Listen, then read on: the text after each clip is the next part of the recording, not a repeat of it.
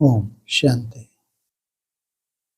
4/12/23 गीत चला है। भोलेनाथ से निराला, गौरीनाथ से निराला और कोई नहीं। इससे निराला, किससे निराला? भोलेनाथ और गौरीनाथ। भक्ति मार्ग में क्या कहते हैं? चाहे भोलेनाथ कहो चाहे गौरीनाथ कहो। गौरीनाथ माना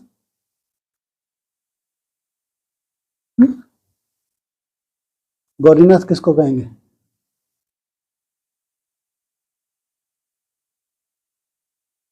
हैं जी? हाँ, महादेव को गौरीनाथ मानना। गौरी कौन है? पार्वती। पार्वती का नाथ माना गौरीनाथ। देवदेव महादेव कहो या शंकर कहो। और भोलानाथ है जी? भोलानाथ, हाँ वो तो ठीक है। भोलानाथ माना तब तो कर्तव्य मालूम पड़े। लो, अरे भोलानाथ माना सीधा सीधा नहीं समझ में आ रहा। हाँ है जी? भोलों का नाथ तो भोले कौन होते हैं? भोले के अपोजिट चतरे कहो, चाने कहो, ज्यादा बुद्धि को चलाने वाले कहो, है ना, रावण संप्रदाय कहो, एक ही बात। तो भोले अर्थात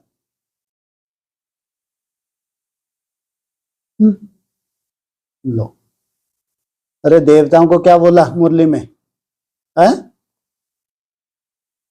ये भोले हैं, ये संत हैं। कौन? ये जितने भी देवी देवता कैटेगरी के हैं ये क्या हैं?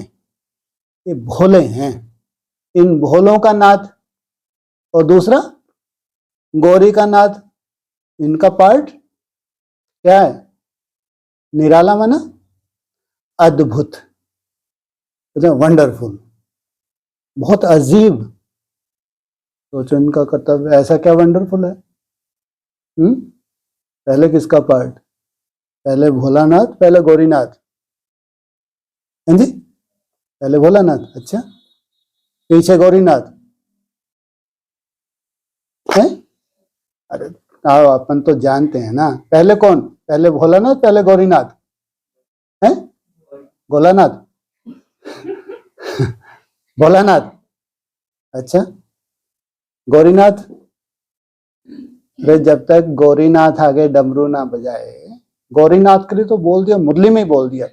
अरे इतना वंडरफुल पार्ट है कुमार का, तुम तो यकीन भी ना कर सको। सोचो कितनी बड़ी बात बोल दी। शंकर का इतना वंडरफुल पार्ट है, तुम बच्चे भी यकीन ना कर सको। जब तक वो डमरू ना बजाए, जब तक हाहाकार ना हो ब्राह्मणों की दुनिया में, तब तक स्थापना। हाँ, तो भोलेनाथ को जब कार्य अपना करना है, पहले डमरू बज जाए, विनाशकारियों का विनाश हो जाए। उसके बाद फिर कौन उतरे? हाँ, जो बची हैं भोली आत्माएं, बुद्धि नहीं चलाती ज्यादा, मेरे तो शिव बाबा दूसरा ना कोई, तो इनको क्या कहेंगे? नहीं, कोई ज्यादा बुद्धि को नहीं चलाते, क्या बस इनको याद रहता है। ज्यादा धुन कौन सी लगाते हैं ये? अरे देवताएं जब बुद्धि, ऐसा नहीं कि बुद्धि नहीं है, ऐसा नहीं कि बुद्धि नहीं है, लेकिन बुद्धि को चलाते नहीं। तो ये हैं भोले बच्चे। क्योंकि जब विनाश को इतना बड़ा छलना लग गया, तो भोले बचे होंगे ना। तो भोलों को कहाँ ले जाते हैं? कितना निराला वंडरफुल पार्ट है। मुरली में क्या बोला? तुमने कितने वंडर देखे हैं संसार में?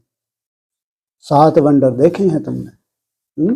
वंडर ऑफ द वर्ल्ड ये है, जो भोलानाथ, जो शिव आके वंडर स्थापन करते हैं। वो कितनी कला है। जो 7 अजूबे हैं, वो छोटी मोटी कला नहीं है, बहुत वंडरफुल कला है। लेकिन भगवान आके जिस कला, भगवान ने आके जो वंडर ऑफ द वर्ल्ड रचा, वो 7 अजूबे भी उसके सामने फिर तो क्या है? ऐसा क्या है इस वंडर ऑफ द वर्ल्ड में? हैं जी? बोला, वो खुद ही पे आके बैठ गया, देख लो मेरे को आके। हैं क्या है? पैराडाइज। क्रिश्चियन हो तो बोला पैराडाइज। और बोलो, बैकुंठ। देवता होंगे तो बोले बैकुंठ। इस्लामी होंगे तो क्या बोलेंगे? जन्नत, है ना। ऐसे अपने अपने हिसाब से वो नाम देते हैं। तो सोचो, कोई साधारण बात है? तो ऐसा क्या है वहां पे?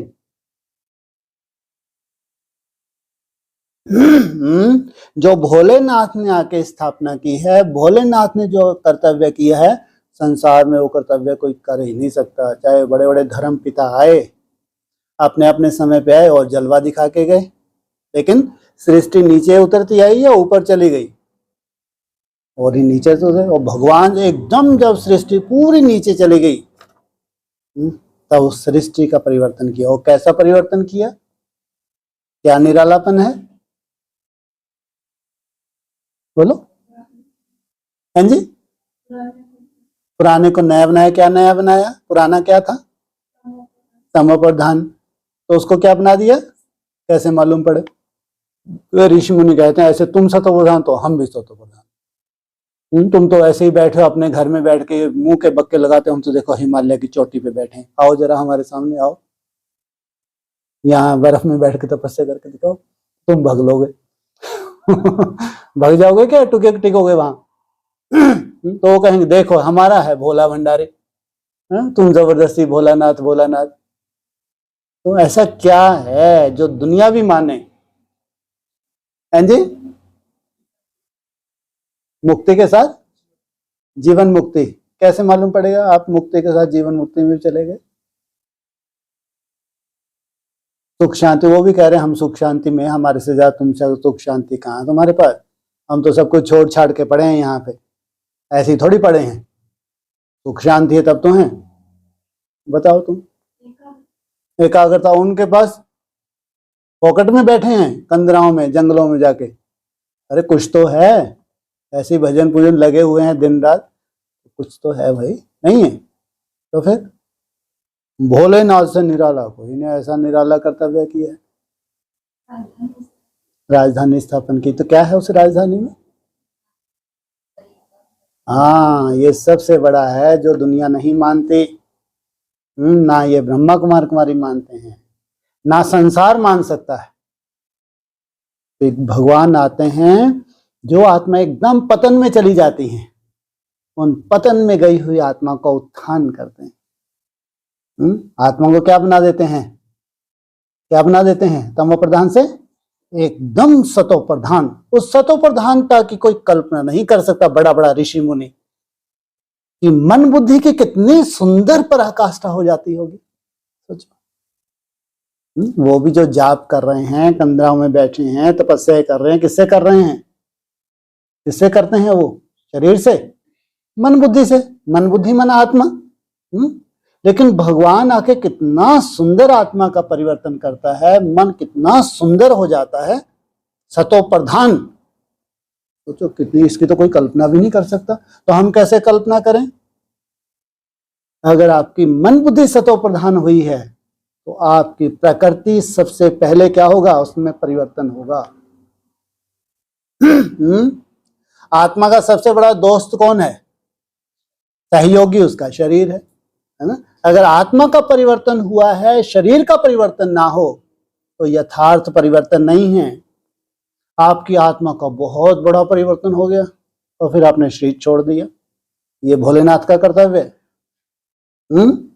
भोलेनाथ किस लिए आया है? नई सृष्टि की रचना करने के लिए। नई सृष्टि ऊपर से टपकती है, या मुरली में क्या बोला है?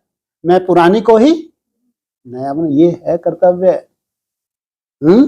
कोई जो कल्पना ना कर सके, अकल्पनीय, वो कर्तव्य किया। पतित आत्माओं को क्या बना दिया? पावन। तो उनके शरीरों का भी परिवर्तन कर दिया। सोचो, ये तो जब साइंटिस्ट अपनी लेबोरेटरी में चेक करें, फिर वो सर्टिफिकेट दें कि हम इतनी शुद्धता नहीं ला सकते, इनमें इतनी शुद्धता कहां से आ गई। तब जाके भगवान का कर्तव्य सिद्ध होता है। बाबा भी बोलते हैं मुरली में, मैं कोई मरी मक्खी को जिंदा करने के लिए नहीं आया। कहते भगवान आया है तो कोई चमत्कार करके दिखाए। अरे ये तो चमत्कार थोड़ी बहुत एकाग्रता आ जाती है, बड़े बड़े साधु ने ये भी चमत्कार कर रहे हैं। भगवान ने कि आके वही चमत्कार किया, तो भगवान में और उनमें अंतर ही क्या रहा। जो चमत्कार आज मनुष्य भी कर सकते हैं, वही आप कल्पना करो भगवान करके दिखाए। ये भगवान का कर्तव्य है क्या? जो भगवान का कर्तव्य है वो दूसरा कोई कर ना सके। भगवान क्या करते हैं, आके पतित आत्माओं को प्रैक्टिकल में, ब्रह्मा कुमारी तो कल्पना भी नहीं कर सकते। सोचो, वही मुरली पढ़ पढ़ के सुनाती हैं। भगवान आया, भगवान आया, क्या करने आया है? पतितों को पावन बनाना है। पावन बनो, शरीर छोड़ो, उसके बाद नया जन्म लेके सत्युग में आ जाओ। किसने देखा तुम कितनी पतित पावन बनी थी? अरे तुमने शरीर ही छोड़ दिया तो हम थर्मामीटर कहाँ से लगाते? आज कम से कम ये कैमरे भी हैं इतने सुंदर सुंदर साइंटिस्ट के पास, तो तुम्हारे अंदर का चिट्ठा पूरा बाहर बता सकते हैं। कोई सबूत तो देकर जाती कम से कम कि हम पावन बन के गए। तो ये भगवान ने मुरली बोला, भगवान आता है तुम्हारी आत्मा के साथ साथ शरीर का भी परिवर्तन करता है। ये है भगवान, जो दुनिया में कोई कल्पना ना कर सके, कोई सोच भी ना सके। वो है भगवान का कर्तव्य। तो कौन से भगवान का कर्तव्य है? भोलेनाथ। और दूसरा भगवान गौरीनाथ। तो गौरीनाथ के लिए मुरली में बोल दिया, कुमार का इतना वंडरफुल पार्ट है, ऐसी छटनी करने आता है, तुम बच्चे तो यकीन भी ना कर सको। तो जरूर कुमार का भी बेचारी बुद्धू बन गई होगी ना। जब वो गौरीनाथ ने अपना पार्ट बजाया, इतना वंडरफुल पार्ट बजाया, ऐसा डमरू बजाया, तो क्या हो गया? अच्छे अच्छे ऋषि मुनि बुद्धू बन गए। शिव महापुराण में जरूर ऐसा जिक्र हुआ होगा कि भोलानाथ ने ऐसा वंडरफुल पार्ट बजाया, अच्छे अच्छे ऋषि मुनि बुद्धू बन गए। सोचो आप, शास्त्रों में भी है, इसलिए बोल दिया तुम तो यकीन भी ना कर सको, इतना वंडरफुल पार्ट। तो चाहे भोलानाथ हो चाहे गौरीनाथ हो, ये साधारण नहीं है। और इन्होंने पार्ट बजाया तो कितनों के लिए बजाया? कितनों के लिए? ताकि 16,000 की राजधानी स्थापना हो जाए। यथा राजा रानी तथा प्रजा। तो 9 लाख आत्माएं भी इनको फॉलो करती, इसलिए कहा वहां नई दुनिया होगी तो यथा राजा रानी तथा प्रजा। तो वो भोलानाथ और गौरीनाथ प्रैक्टिकल में जब पढ़ाई पढ़ाते हैं तो इतना वंडरफुल कार्य करते हैं, इसको कहा है वंडर ऑफ द वर्ल्ड। ऐसी स्थापना ना कभी हुई थी और ना ही हिस्ट्री में कभी हो सकती है। ओम शांति। बच्चे भोलानाथ के सन्मुख बैठे हुए हैं। व्यापारी लोग कहते हैं ऐसा कोई मत का मूरा, कम बुद्धि वाला भोला हो जो 1000-2000 का माल लेकर हमको खूब धन दे जाए। कहते हैं कोई ऐसा बुद्धू आ जाए, टकर जाए, हमारी दुकान पे आ जाए, हम इसको बुद्धू बना दें, तो होते हैं भोले। और ये भोला कैसा ऐसा है क्या? हे भगवान, हमको ऐसा ग्राहक मिलाओ। और तुमको कैसा ग्राहक मिला है? अब भोलानाथ बाप आकर बच्चों को आदि मध्य अंत का राज समझाए, फिर कालदर्शी बना रहे हैं।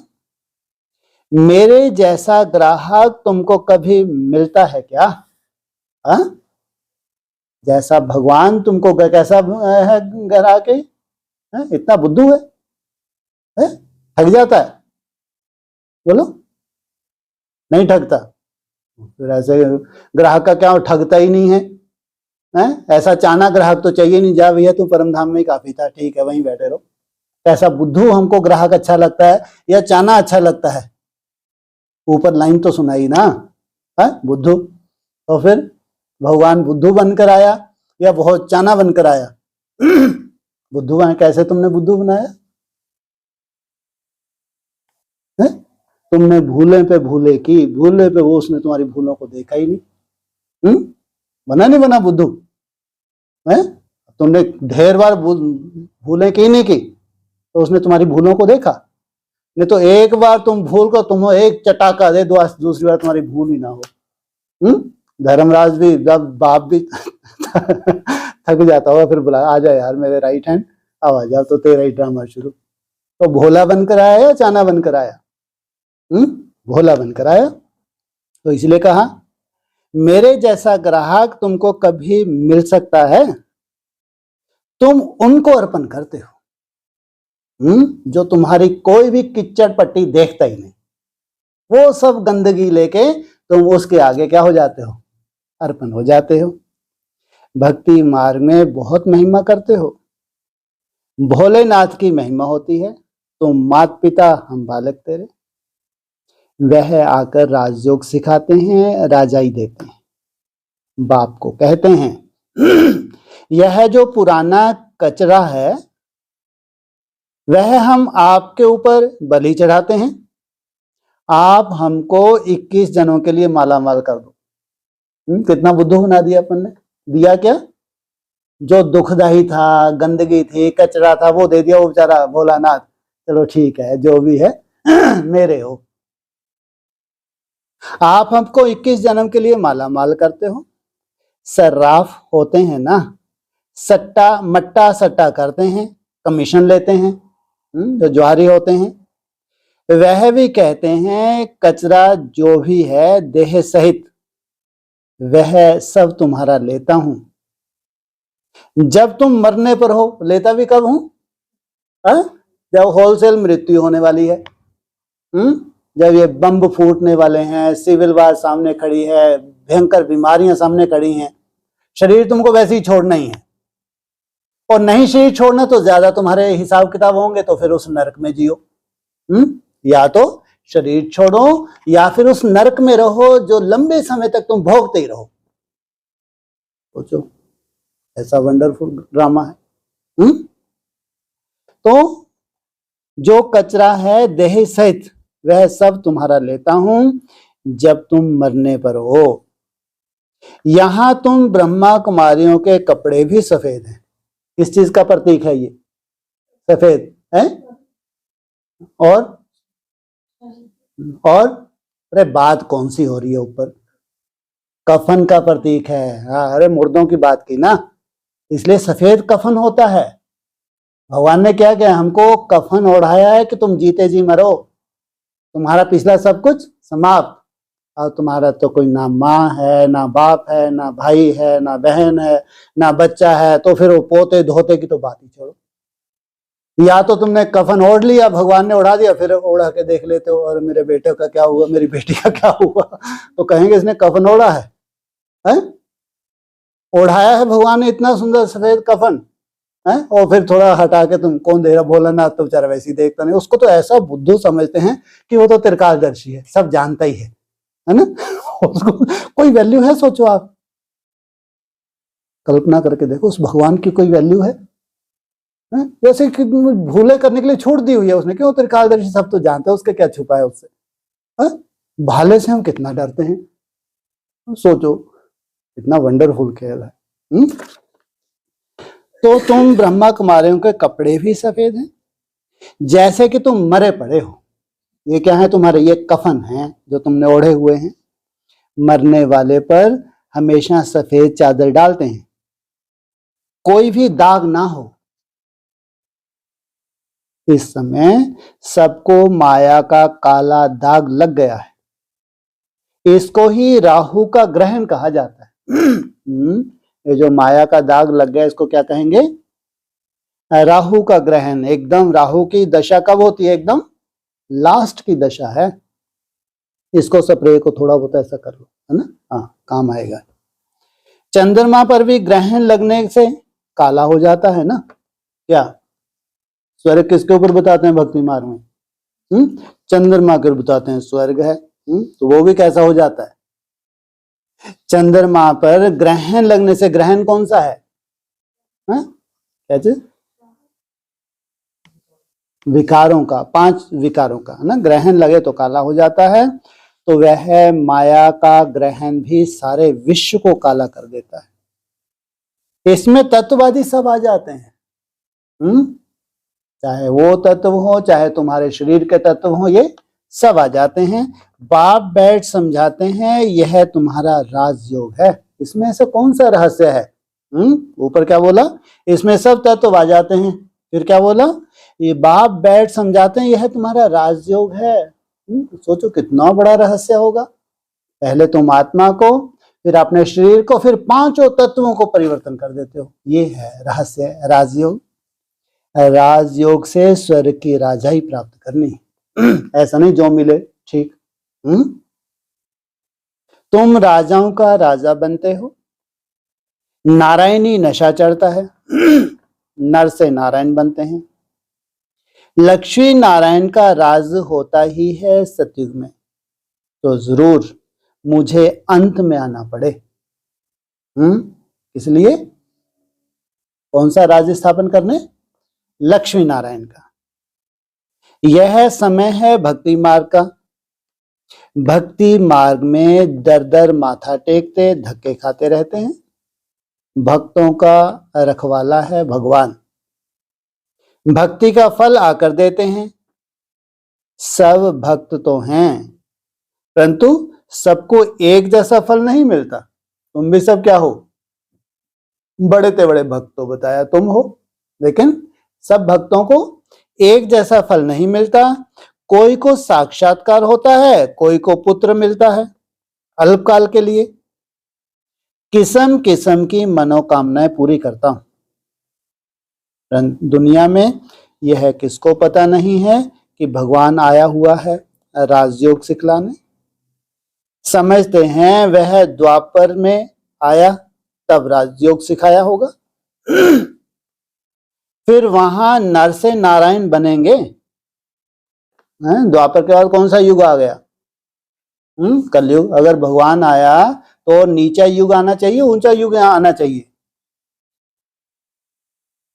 अभी ही बाप तुम्हें राजयोग सिखाकर राजाओं का राजा बनाते हैं। क्या? राजाओं का राजा। क्या तुम क्या सेवा करते हो, बैठे ही रहते हो? कितने साल हो गए तुमको बैठे बैठे? है थके ही नहीं? है सोचो, 14 साल हो गए तुम थके ही नहीं। तुमको किसी न किसी बहाने से घर भी भेजा तो भी दौड़ कर आ जाते हो, जैसे तुमको बहुत यहाँ मलाई पूड़े मिल रहे हैं। उबला हुआ तुमको मिलता है। मिर्ची मिलती है, मिर्ची भी नहीं डालते, फिर भी दौड़ दौड़ के क्यों आते हो? तुम्हारे घर में कोई कमी है? वहां तो अच्छे से तेल भी डाल सकते हो, मिर्ची भी अच्छे डाल सकते हो, अचार भी खा सकते हो, खटाई वटाई, अरे लहसुन प्याज नहीं तो बाकी तो खा ही सकते हो। है नहीं खा सकते? नहीं खा सकते? खा सकते हैं, तो फिर क्यों दौड़ दौड़ के आते हो? तो जरूर कोई आकर्षण है ना। है? अगर फिर भी आते हैं, ये भी मालूम है वहां जाके वही डर रहा है, ये यहाँ तेरे को कोई पिकनिक पे ले जाएंगे। कोई घुमाने ले जाएंगे, चलो वहां बगीचे में चलते हैं, चलो वहां पिकनिक पे चलते हैं। ऐसे कोई है आफतें? हैं ये आफतें हैं, ये अच्छी अच्छी वो हैं घूमना फिरना। आपको आफत लगते हो बात अलग। इतनी बड़ी बात है, कभी आपने कल्पना करके देखी है, विचार करके देखा? एकांत में ही रहे हो, और आगे एकांत में ही रहने का ये मादा तुम्हारे पास कहां से आ गया? जरूर ये कहेंगे पिछले जन्म की तपस्या है, जो तपस्या अधूरी थी अब वो प्रेरणा हो रही है कि उसको पूरा करें। तो तुम्हें राजयोग सिखाकर राजाओं का राजा बनाते हैं। राजयोग सिखाकर राजाओं का भी, ये राजाएं कहाँ छुपे हैं जिनके तुम भी राजा बन जाओगे? कहाँ ये राजाएं? एडवांस में राजाएं जो भस्म हो गए 60,000। तो हाँ, ये ब्रह्मा कुमारी हैं, बड़े बड़े राजा हैं, जोनल इंचार्ज, बड़े बड़े सेंटरों के इंचार्ज, इनकी प्रजा है नहीं है? तुम इन राजाओं के भी राजयोग सीखते, इन राजाओं के भी राजा। ऐठे नहीं फोकट में बैठे बैठाए मिल जाता है। फोकट में बैठे बैठाए मिल रहा है, क्या कर रहे हो तुम? कुछ नया कर रहे हो जो ये सोच भी नहीं सकते। तो अव्यक्त वाणियों का सार निकाल रहे हो, सार। अव्यक्त वाणी को थोड़ा पढ़ के देखो, और गीता को पढ़ के देखो। जो हद की गीता है उसको पढ़ो। वो हद की गीता, जो महावाक्य जो भी हो, उसका कितना विस्तार किया गया है अव्यक्त वाणी में। आप कल्पना करके देखो, थोड़ा सा विचार करो, जो हद की गीता है उसमें सार रूप में है भक्ति, ऐसा नहीं है, लेकिन अव्यक्त वाणी कितना सुंदर, हर पॉइंट को लेके कितना गहराई में ले जाया जा रहा है तुमको। वही गीता का प्रैक्टिकल स्वरूप ये है राजयोग, राजाओं का भी राजा बनाने वाला। यहां तो तुम्हें सिर्फ चुप रहना है, लेकिन भगवान भी तुम्हारा साथ ले रहा है। क्या कर रहा है? यहां तो तुमको कोई बोल बोल नहीं करना। अब जिसको बोल बोल के आदत, जाओ तुम मेले करो, तुम प्रदर्शनियां करो, 7 दिन के कोर्स कराओ। सबकी एक सी ड्यूटी थोड़ी होती है, कर सकते हैं, सबका अपना अपना पार्ट है। यहां तो तुम्हें सिर्फ चुप रहना है, मन मनाभव। यही सतगुरु का सहज वशीकरण मंत्र है। कौन सा? मन ही मन मुझे याद करो। इस मंत्र में बहुत आमदनी है। वो कह रहा है इतनी सारी हमने प्रजा बना ली, इतने बड़े बड़े सेंटर बना दिए। भगवान क्या कह रहा है? इस महामंत्र में बहुत बड़ी आमदनी है। यह माया को अपने अधीन करने का मंत्र है। वो मायावी की दुनिया में रह रहे हैं, मान शान ईर्ष्या द्वेष, आपस में लड़ाई झगड़े, और दूसरों को संदेश दे रहे हैं माया जीत बनो। क्या कहा? यह माया को अपने अधीन करने का मंत्र है। माना अगर मन मनाभव नहीं है तो वो माया छोड़ के अपनी ही तरह माया के तुम लिपटे हुए हो। ब्राह्मण बनने से क्या हुआ? छूट गया क्या? माया जीत जगत जीत, कितनी बड़ी बात बोली। क्या कहते हैं? माया जीत जगत जीत, और फिर क्या कहते हैं? मन जीत जगत जीत। भक्ति मार्ग वालों का है मन जीते जगत जीत।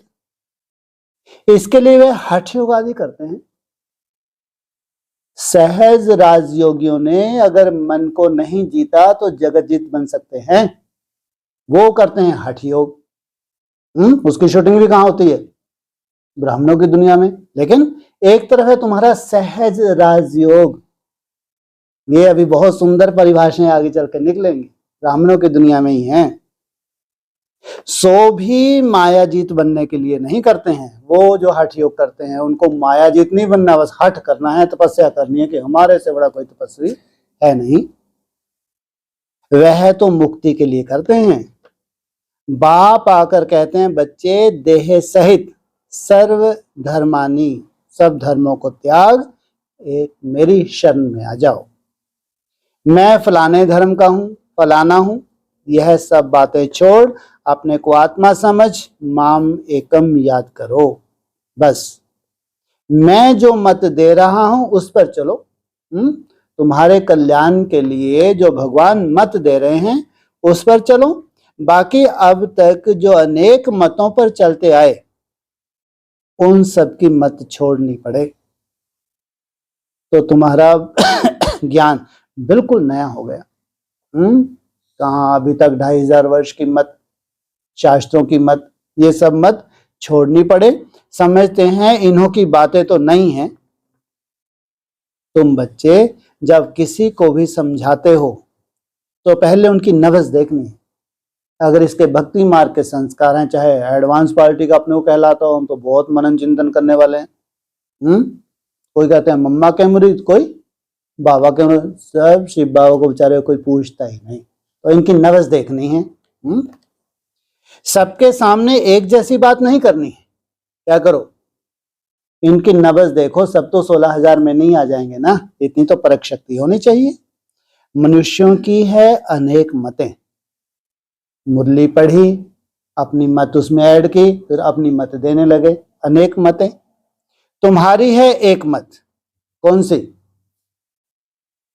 तुम्हारी है एक मत, कौन सी? श्रीमद् भगवान वाच। कहां है ये?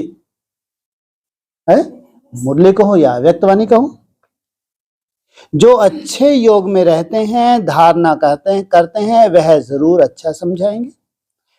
कम धारणा वाले कम समझाएंगे।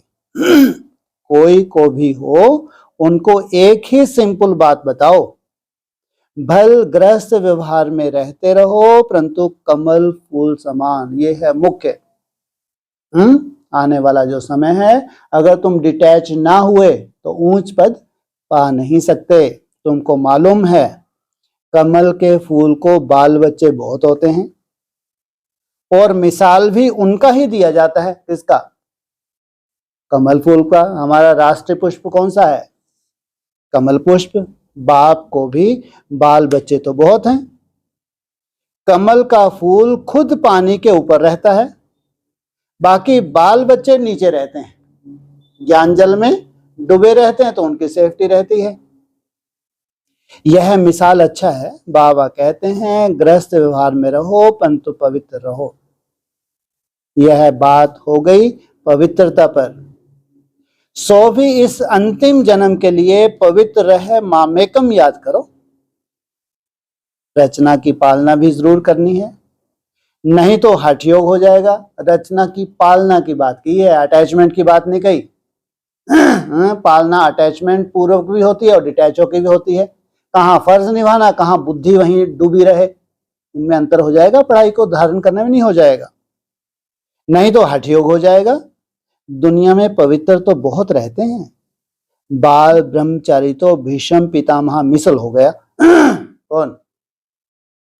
अगर कोई बाल ब्रह्मचारी है तो कैसा हो गया? भीष्म पिता मिसल हो गया।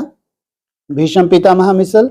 अच्छा, बाल ब्रह्मचारी वह है जो स्त्री पुरुष दोनों इकट्ठे रहें, पवित्र रहें। गंधर्वी विवाह की चर्चा तो शास्त्रों में भी है, परंतु कोई जानते नहीं। क्या बाबा ने क्या करवाए? गंधर्वी विवाह। कोई ऐसे ऐसे सैंपल आज भी होंगे। चलो अभी कोई ने शरीर भी छोड़ दिया हो और बाबा ने सर्टिफिकेट भी दिया, सोचो आप। जब से वो गंधर्वी विवाह तब से पवित्र ही रहे। और शास्त्रों में है गंधर्वी विवाह, लेकिन यहां जिनके हुए वो आज भी सैंपल होंगे नहीं होंगे। तो गंधर्वी विवाह की चर्चा तो शास्त्रों में भी है, परंतु कोई जानते नहीं। यह तो बाप ही समझाते हैं। बाबा कहते हैं बच्चे अब काम चिता के बदले दोनों ज्ञान चिताओं का हथियाला बांधो। कैसा अच्छा काम तुम ब्राह्मण करते हो। प्रतिज्ञा करनी है पवित्र रहने की। एक दो को सावधान करते तुम दोनों स्वर्ग में चले जाएंगे। यहां तुम इकट्ठे पवित्र रहकर दिखाते हो, इसलिए तुम बड़ा ऊंच पद ले सकते हो। सन्यासी लोग ये मानते हैं। सोचो आज हजारों ब्राह्मण तो होंगे, चलो अगर लाखों नहीं कहो तो होंगे नहीं होंगे। ऐसा मिसाल संसार में कहीं हो नहीं सकता। जितना बड़ा मिसाल ब्रह्मा कुमारी आश्रम पे है, संसार में कहीं हो नहीं सकता। मिसाल दिया जाएगा ना, ज्ञान चिता पर बैठ स्वर्ग में जाकर ऊंच पद पाते हैं। इसमें हिम्मत है बड़ी। अगर पक्के हो चलते रहो तो ऊंच पद है, फिर सर्विस पर भी मदार है। तुम्हारा कल्याण हुआ, फिर अनेकों को कल्याण के लिए निमित्त बनते हैं। जो बहुत सर्विस करेंगे, प्रजा बनाएंगे, वह पद भी अच्छा पाएंगे। मम्मा बाबा से भी ऊंच चला जाना चाहिए। क्या? किससे?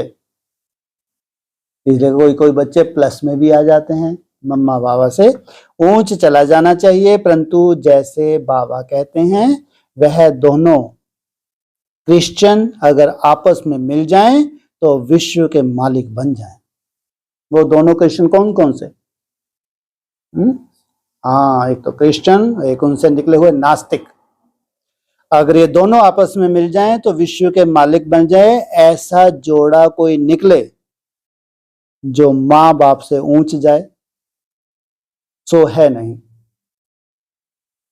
क्या मिसाल दिया? तो कहां से कहां तुक मिलाते हैं। ऊपर कहा मम्मा बाबा से ऊंच जाना चाहिए, परंतु जैसा बाबा कहते हैं वह दोनों, कहां की ईंट कहां का रोड़ा है। वह दोनों क्रिश्चियन, उनमें भी एक कौन है? एक आस्तिक और एक नास्तिक। आपस में मिल जाएं तो विश्व के मालिक बन जाएं, लेकिन असंभव। कहां नास्तिकता। अगर आस्तिक भी हैं तो श्रीमत प्रमाण नहीं है। तो वो अगर विदेशी हैं आपस में मिल जाएं, ऐसा पुरुषार्थ कर लें, इतनी पावर है उनके पास, तो विश्व के मालिक बन जाएं। ऐसा जोड़ा कोई निकले जो माँ बाप से ऊंचा जाए, सो है नहीं। इसका मतलब चाहे क्रिश्चियन हो चाहे नास्तिक हो, ये विश्व के मालिक नहीं बन सके, लेकिन कोई जोड़ा ऐसा निकले तो इनके भी बाप सिद्ध हो जाएंगे, नहीं हो जाएंगे। अगर विश्व का मालिक है तो चाहे क्रिश्चियन हो चाहे नास्तिक हो, झुकेंगे नहीं झुकेंगे। इसको कहेंगे पवित्रता की बलिहारी। जगत अम्बा जगत पिता ही नामी ग्रामी है, इन जैसी सर्विस कर नहीं सकेंगे। यह निमित्त बने हुए हैं, इसलिए कभी हार्ट फेल नहीं होना चाहिए। क्या मतलब? अक्सर हो जाता है, क्या क्या हो जाता है? Heart fail. ये निमित्त बने हैं तुम्हारा हार्ट फेल करने के लिए। वो भगवान समझा रहा है, इनका काम है इनका हार्ट फेल करो, तुम्हारा काम है तुम्हारा हार्ट फेल ना हो। ये फिर हार्ट फेल करेंगे, अच्छा जी के दिखाओ कहां तक तुम जियोगे। मरना ही पड़े, इनकी ड्यूटी है इनका हार्ट फेल करो। वो भगवान समझा रहे हैं, अच्छा मम्मा बहन इनको तो निमित्त ही बनाया तुम्हारा हार्ट फेल करने के लिए है? यह निमित्त बने हुए हैं, इसलिए कभी भी हार्ट फेल नहीं होना चाहिए। ऐसे कैसे मम्मा पापा है? क्या मतलब हुआ? क्या मतलब हुआ? कैसे हार्ट फेल करते हैं? ये करते ही नहीं है ना, ये तो बहुत सीधे साधे, बस योग में रहते हैं, योग की दृष्टि देते रहते हैं। ऐसे मम्मा बाबा कहाँ मिलेंगे? हाँ, कैसे हार्ट फेल करते हैं? ये ड्यूटी मिली हुई है, बोलो। करते ही नहीं हार्ट फेल है जी।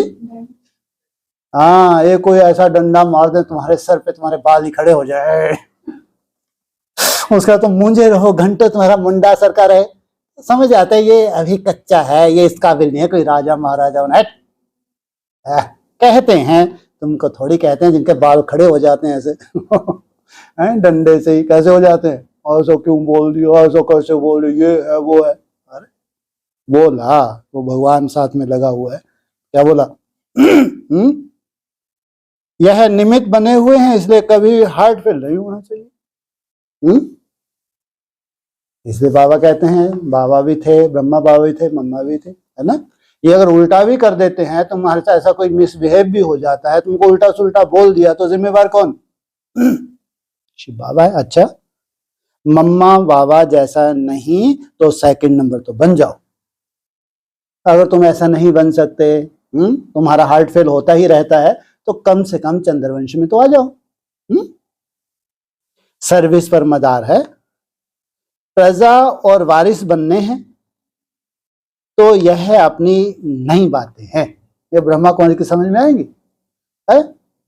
इनकी तो अपनी ही भाषा है, उनका बस चले तो यूट्यूब में तुम्हारा ऐसा फेंक दें निकाल के कि कोई भी ना सुने इनके फालतू की बातें। तो क्या कहते हैं? नई बातें हैं, नई दुनिया रचने के लिए जरूर बाप को आना पड़े। कब आया ये बाप?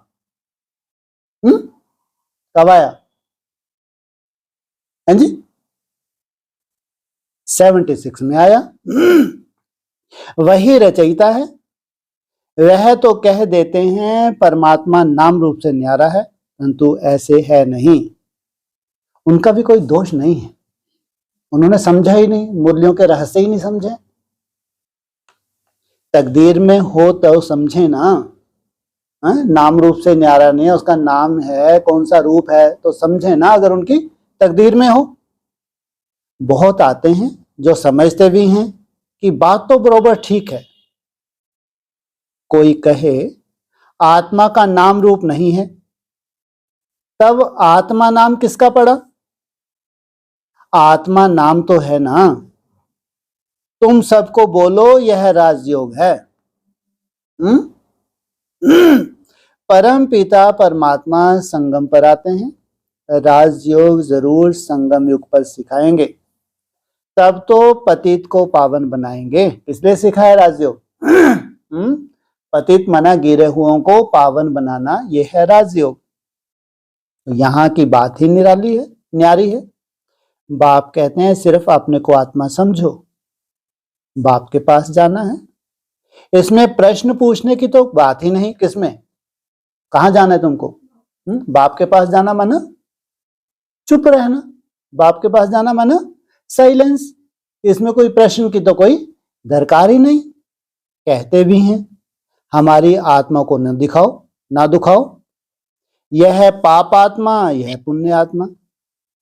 आत्मा के लिए कोई कह ना सके कि उनको कोई रूप नहीं होता।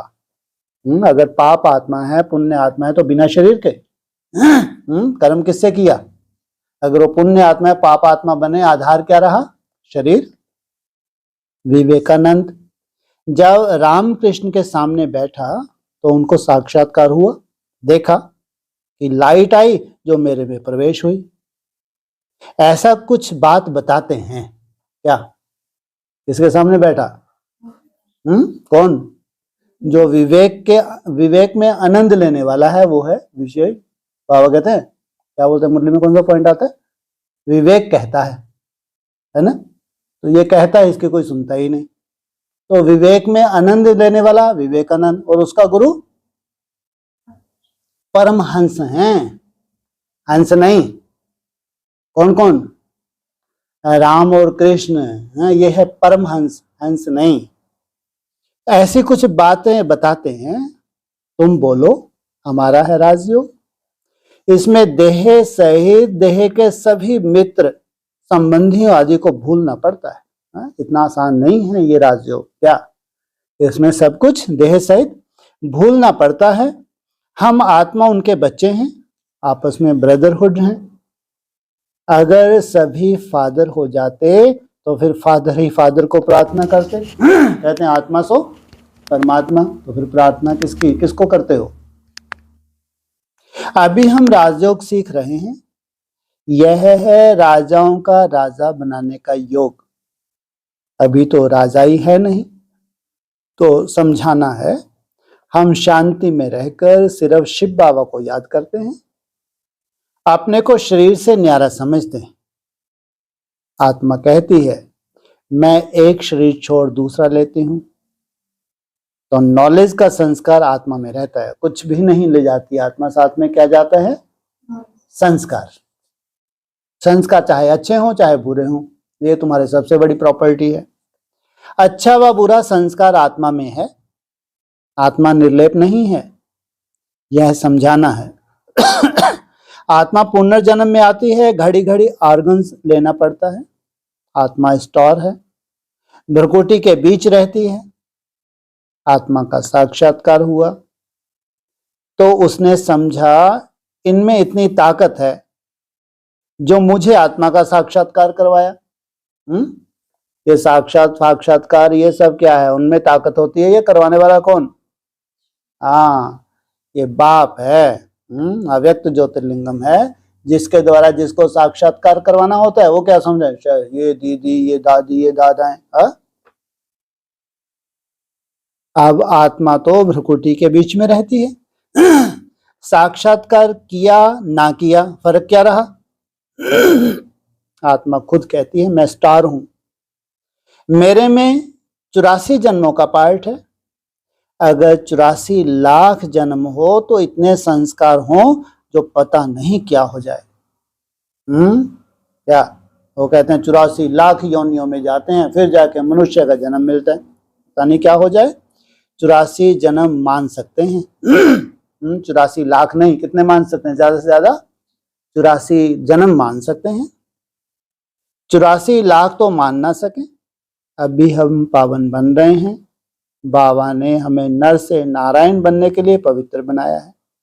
यह बहुत अच्छा नशा चाहिए। कौन सा?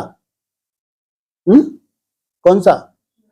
बाबा ने हमको नारायण बनाने के लिए पवित्र बनाया है। क्यों पवित्र क्यों बनाया है? क्या कंडीशन है बिना पवित्रता के?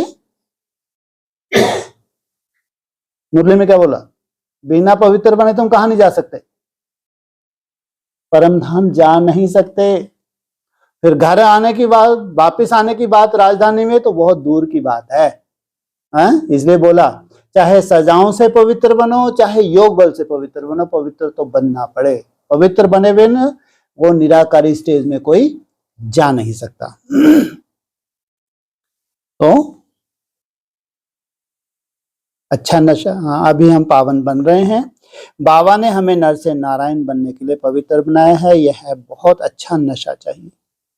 तुम्हें कोई से भी डिबेट करने की दरकार नहीं है। इसमें कोई बहस करने की तो बात ही नहीं। जिसको समझ में आता है अच्छा, नहीं आता तो छोड़ो। देह सहित देह के सब धर्म त्याग, अपने को आत्मा अशरीरी समझना है। भल हमने शास्त्र आदि पढ़े हैं, परंतु डिस्कस क्यों करें, जबकि बाप ने कहा है मामेकम याद करो। और दूसरा फरमान है गृहस्थ व्यवहार में कमल फूल समान पवित्र रहो। योग अग्नि से ही पाप नाश होंगे।